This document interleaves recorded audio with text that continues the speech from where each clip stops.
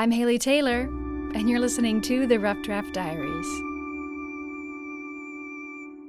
As I got off the elevator, pianos, a trombone, a one-string banjo, and an instructor followed after me. It sounds almost like the beginning to a bad joke, but that's how I entered into BeInstrumental, with instruments being set up all around me. So they had to work remotely, which was fine. While the music instructor, John Cleveland, and Lily, she's on the board of directors, got set up, I borrowed Jeff Green, who's the co-founder of the organization. Yep, BeInstrumental started over a cup of coffee and conversation with three friends. And we talked about the need to give back to our community. And we saw that some budgets had been cut for the music and the arts. And we said, well, this is our way that we can create an impact in our community. Within 30 days, we formed a 501c3 and created the mission to provide every child with access to music education. So BeInstrumental partners with existing organizations that don't offer music education. So, for instance, today we're meeting at the Boys and Girls Club. So we have professional musicians that will go in and teach these kids after school certain things like keyboard instruction or voice instruction, percussion instruction. And then we have musical mentors that will come in and talk to the students about the importance of hard work and passion, what that means to practice, dedication, as it relates to life, which is really cool. We're not necessarily looking for talent. We're looking for the ability to teach lifelong lessons about and give students life skills as it relates to music. Fantastic. Well, I'm excited. That's John Cleveland, the instructor for today, practicing the trombone in the background, which I think means it's about time to join the students for their lesson, as I can hear some crazy sounds coming from the practice room. Yeah, that's John Cleveland. Crazy sounds come out of that man. The class doesn't start with the trombone, though. Instead, they start on the piano. Now, I've got a few other songs here. I've got Amazing Grace, Let It Go from Frozen, Hallelujah. They say there was a secret chord that David played before the Lord. As John begins the class, I sneak over to talk to one of the students, Rashnik, who's playing piano for the very first time today. So tell me, what do you do? So basically you just follow the keys and like the numbers and the letters that they have on there. So like right here they have C, D, F. So you want to go C, D, F. Like that. So you just follow what it says on the paper.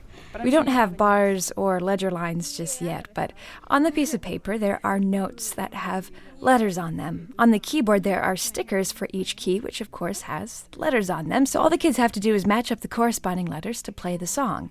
And the song that Rashnik is working on right now is one of her favorites. It's called Baby Shark. Using the numbers of my fingers. I think one time you were here when we talked about how the thumb is finger number one. After piano practice winds down, John, the instructor, pulls out the trombone. So I'm going to tell you what starts the vibration. Have any of you ever done this? Has anybody here ever gone like this? I think at first the kids are a little shocked that John is blowing raspberries at them, but he continues. Do that. Still, no one does it. Come on. Don't be shy. Davion, turn around and show them how well you're doing that. Good. As you can hear, some of the kids do take John up on his challenge, but others, I think, are still afraid. It's not until he actually pulls out the instrument that things become a little more interesting.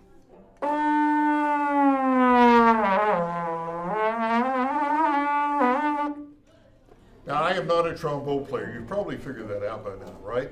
One of the students raises her eyebrows and nods her head, agreeing with John. That facial expression just speaks volumes. The energy in the room is kind of like controlled chaos. And because it is the Boys and Girls Club, there are other activities going on within the building. So some students stay in the room, they leave, new ones come in. It's a revolving door with kids trying out new instruments all at the same time. And although it is a bit crazy, this is Jeff's favorite part of BeInstrumental, to see kids try out an instrument for the very first time and then watch them grow with it. Oh my, yeah, I always go back to about 9 years ago when we first started And we had a fantastic teacher at the time. She was a world-renowned fiddle player, Carrie Varble, and Carrie was teaching this, I believe it was 12 students, a keyboard. And I would attend those classes. It was every Tuesday. I would attend the classes after school. And I just thought it was fun to watch these students really grow. And at the very end, the students were required to give a little solo in front of their peers. And there was one boy that was in the back. His name was Fitzroy. And I can picture him right now. He had these very thick glasses, you know. He had big hair. And he looked at me and he says, "Mr. Jeff, I can't do it. I just can't do it." I looked at him. I said, "Fitzroy, you got this." So Fitzroy played that solo. Whether it was Mary Had a Little Lamb, I don't really know. I don't really care. But all I remember was afterwards when he finished that. And he looked up at me and the biggest smile on his face and he says, "Mr. Jeff, I did it." And that is what today keeps me going. And it's just so much fun to see all that come to fruition.